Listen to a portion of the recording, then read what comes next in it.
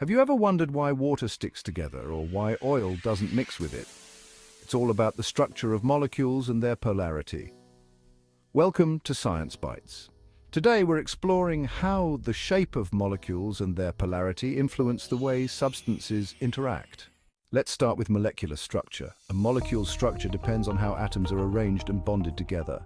The shape of a molecule is determined by the bond angles between atoms. For instance, in a water molecule, the oxygen atom bonds with two hydrogen atoms, creating a bent shape with a bond angle of about 104.5 degrees.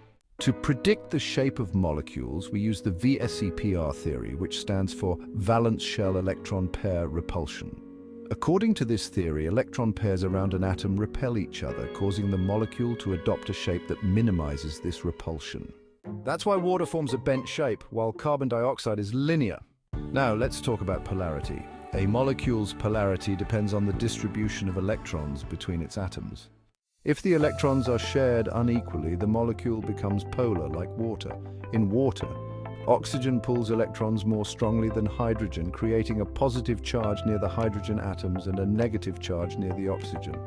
On the other hand, molecules like methane are nonpolar because the electrons are evenly distributed. Polarity is crucial because it determines how substances interact. Polar molecules like water can dissolve other polar substances, which is why salt dissolves in water. Non-polar molecules like oil don't mix with water because their electrons are evenly distributed and they lack the attraction to polar molecules.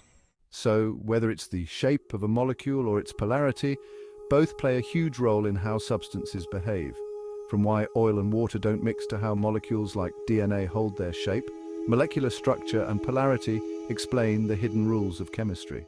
Next time on, we'll explore chemical reactions and see how bonds break and form, creating new substances. Stay tuned for more bite-sized science. Like and subscribe to for more bite-sized science that makes the universe easier to understand, one concept at a time.